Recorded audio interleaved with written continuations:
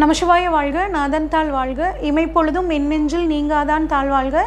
ஓம் நமசிவாய, ஓம் நமசிவாய, ஓம் நமசிவாய. குரு பிரம்மா, குரு விஷ்ணு, குரு தேவோ மகேஸ்வர, குரு சாட்சாத் பரம்பிரம்மா, தஸ்மை ஸ்ரீ குருவே நமக. அனைவருக்கும் வணக்கம். நான் உங்கள் சங்கீதா ராம்குமார். நம்ம இந்த வீடியோவில் பார்க்குறது வந்து பார்த்திங்கன்னா கர்ணநாதரோட ஆக்டிவேஷன் டெக்னிக்ஸ் அப்படிங்கிறத பற்றி பார்க்க போகிறோம். ஃபஸ்ட்டு கர்ணம்னா என்ன, கர்ணநாதர்னா யார் அப்படின்னு சொல்லி நம்ம தெரிஞ்சுக்குவோங்க. கர்ணம் அப்படிங்கிறது வந்து பார்த்திங்கன்னா பஞ்ச அங்கங்களில் ஒன்று, பஞ்சாங்கம்னு சொல்கிறோம் இல்லைங்க, அதில் பஞ்ச அங்கங்களில் மிக முக்கியமான விஷயம் அப்படின்னு சொல்லி வந்து பார்த்திங்கன்னா கர்ணம்.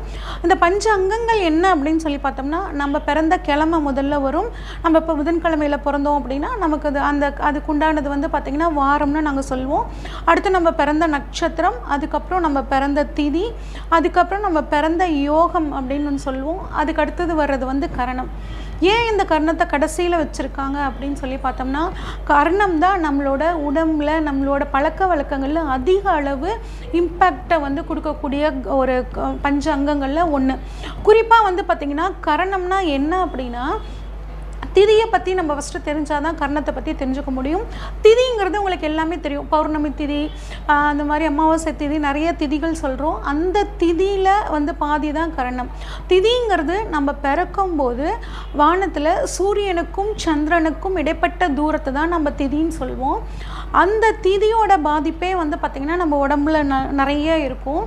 அந்த திதியில் பாதி வந்து பார்த்திங்கன்னா கர்ணம். அப்போ கர்ணத்தோட impact, positive impact and negative impacts வந்து பார்த்திங்கன்னா நம்மளோட உடம்புல நம்மளோட செயல்களில் நிறைய இருக்கும். குறிப்பாக இந்த கர்ணத்துக்கான பொதுவாகவே கர்ணத்துக்கான கிரகம் யார் அப்படின்னு சொல்லி பார்த்தோம்னா சனி பகவான். சனி பகவான் யாருன்னு சொல்லுவாங்க, ஆயுள்காரகனும் அவர் தான், தொழில்காரகனும் அவர் தான். அப்போ உங்களோட ஜாதகத்தில் கர்ணநாதர் வந்து சூப்பராக இருந்தார் அப்படின்னா அந்த கர்ணநாதருக்குரிய தொழிலை நீங்கள் பண்ணும்போது உங்கள் லைஃப்பில் நீங்கள் ஈஸியாக சக்ஸஸ் ஆகலாங்க.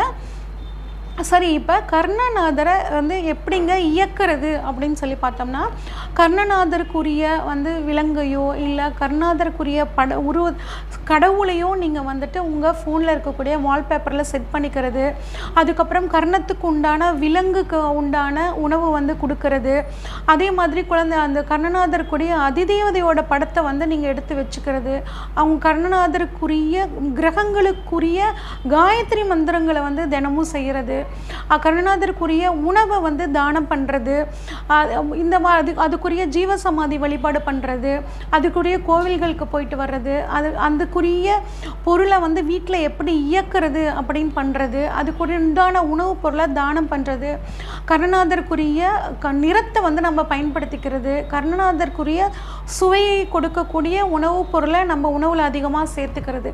இப்படியெல்லாம் பண்ணும்போது நம்ம கர்ணநாதரை வந்து பார்த்திங்கன்னா ஈஸியாக வந்து ஆக்டிவேட் பண்ணலாங்க.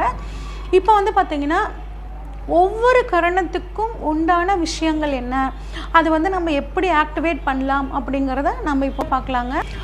கௌளவ கர்ணத்தை எப்படி வந்து ஆக்டிவேட் பண்ணலாம் அப்படிங்கிறத சொல்லி பார்க்கவும், கௌளவ கர்ணத்துக்கான கிரகம் அப்படின்னு சொல்லி பார்த்திங்கன்னா சனி பகவானுங்க. சனி பகவான் அப்படின்னு சொல்லி பார்த்தோம்னா அவர் வந்து நீதி நேர்மை தவறாதவர். இந்த கௌளவ காரணங்களும் அப்படி தான் இருப்பாங்கங்க. யார் எது தப்பு பண்ணாலும் தப்பு தான் ஒத்துக்குவாங்க. அடுத்தவங்க தப்பு பண்ணாலும் நீங்கள் செஞ்சது தப்பு தான் முகத்துக்கு நேராக சொல்லக்கூடியவங்க இந்த கௌளவ கர்ணக்காரங்களாக இருப்பாங்கங்க.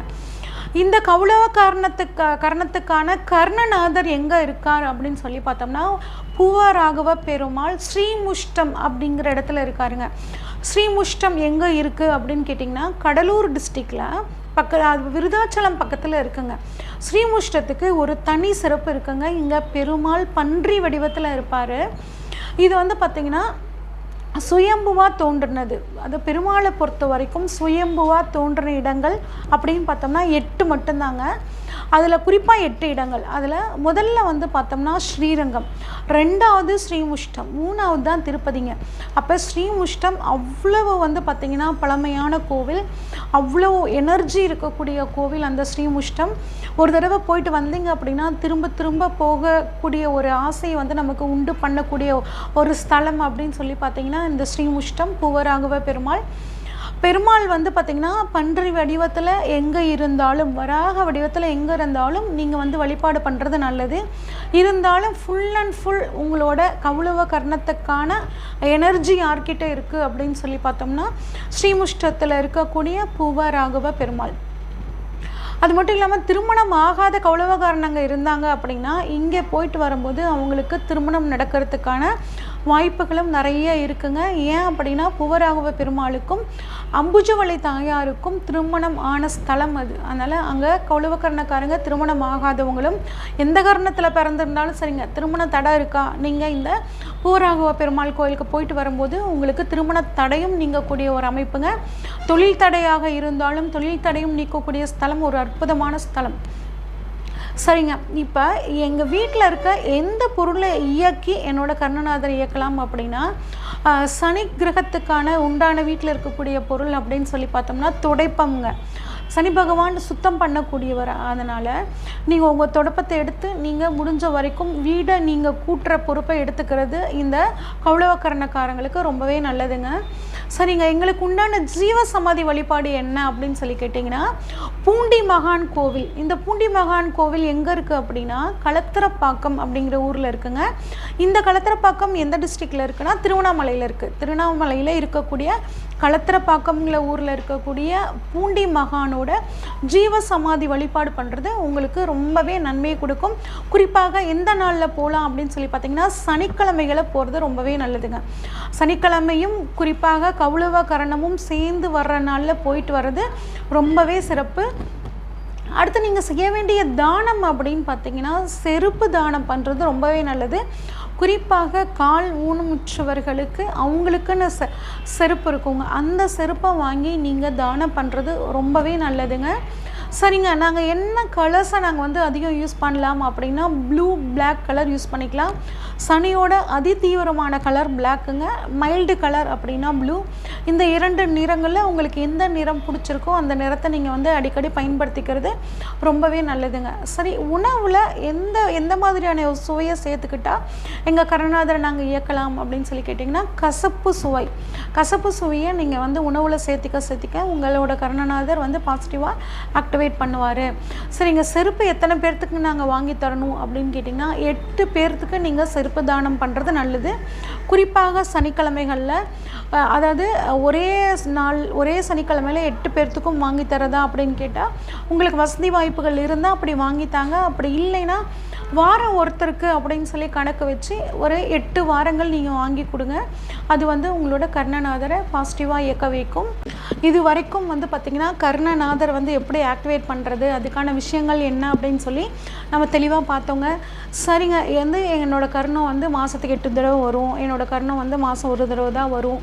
இதை நான் எப்படி தெரிஞ்சுக்கிறது, என்னோட கர்ணம் எந்த நாளில் வரும் அப்படின்னு நம்ம எப்படி தெரிஞ்சுக்கிறது அப்படின்னு கேட்டிங்கன்னா கூகுளில் போயிட்டு கர்ணா கால்குலேட்டர்ன்ட்டு ஒரு ஆப் இது இருக்குங்க, வெப்சைட்டு. அதில் போயிட்டு நீங்கள் கொடுத்தீங்கன்னா ஃப்ரம் டேட் டு டேட் கொடுத்தீங்கன்னா இந்த தேதி மாதத்தில் 1ஆம் தேதியிலேருந்து இந்த மாதத்தோட கடைசி வரைக்கும் அப்படின்னு சொல்லி ஒரு டேட் கொடுத்தீங்கன்னா அந்த டேட்டில் உங்கள் கர்ணம் என்னென்னலாம் வருது, எந்தெந்த நாள்லாம் வருதுன்னு தெளிவாக சொல்லிடுங்க. அதை வச்சு அதை கால்குலேட் பண்ணி பார்த்துக்கிட்டு உங்களோட கர்ணநாதர் வழிபாட்டை நீங்கள் வந்து பண்ணிக்கலாங்க.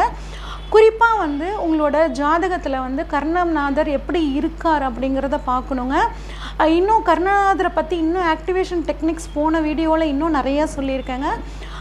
அதை வந்து நீங்கள் எப்படி தெரிஞ்சுக்கலாம் அப்படின்னா என்னோடய டிஸ்கிரிப்ஷன் பாக்ஸில் உங்களுக்கான அந்த வீடியோ லிங்க்கை கொடுத்துருக்கேன், போய் பார்த்துக்கோங்க. அது மட்டும் இல்லாமல் உங்களோட ஜாதகத்தில் கர்ணநாதர் எப்படி இருக்காருன்னு பார்த்துட்டு தாங்க இயக்கணும். இல்லைன்னா ஜாதகத்தில் கர்ணநாதர் வந்து ஆட்சியாக இருக்காரா, உச்சமாக இருக்காரா அப்படின்னு நல்ல ஸ்தானத்தில் இருந்தாருன்னா ஆட்டோமேட்டிக்காக நீங்கள் கர்ணநாதரை இயக்கலாம், அதில் எந்த பிரச்சனையும் வராது. அதுவும் குறிப்பாக அவர் ஆட்சியாக உச்சமாக இருந்தாலும் உங்களுக்கு பாதகாதிபதியாக இருக்கக்கூடாது.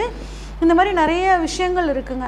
அது மட்டும் இல்லாமல் 6, 8, 12ஆம் இடங்களில் வந்து மறைஞ்சிருந்தாலோ அவர் பாதகாதிபதியாக இருந்தாலோ கர்ணநாதரை நீங்கள் ஆக்டிவேட் பண்ணணுன்னா அதற்குரிய வழிமுறைகளை பண்ணினதுக்கப்புறம் தான் கர்ணநாதரை இயக்கணுங்க. இந்த கர்ணநாதரை இயக்கிறத பற்றி உங்களுக்கு ஏதாவது சந்தேகம் இருந்துச்சு அப்படின்னா ஸ்க்ரீனில் தெரிகிற வாட்ஸ்அப் நம்பருக்கு நீங்கள் வந்து கால் பண்ணுங்கள். உங்களுக்கான கர்ணநாதர் யார், அதை எப்படியெல்லாம் கரெக்டான முறையில் சரியான முறையில் இயக்கலாம், உங்கள் ஜாதகத்தில் கர்ணநாதர் சரியாக இல்லை அப்படின்னா என்ன வழிமுறைகளை செஞ்சுட்டு அதுக்கப்புறம் உங்களோட கர்ணநாதரை இயக்கலாம் அப்படிங்கிற விஷயத்தை டீட்டெயிலாக சொல்கிறேங்க. நன்றி, வணக்கம்.